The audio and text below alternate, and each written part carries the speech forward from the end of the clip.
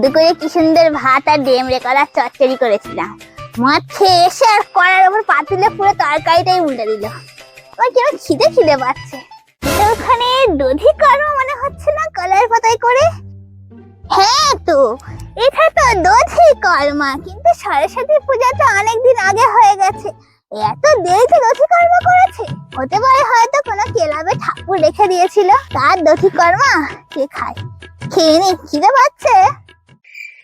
এই মালতী, ওখানে বসে তুই কি করছিস?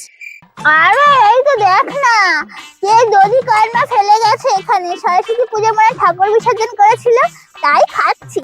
এই ও তো দধি কর্মা নয়, ও পাড়ায় একটা বুড়ো মরে গেছে, ঘাটে তো পিন্ডি দিয়ে আছে। ইহ,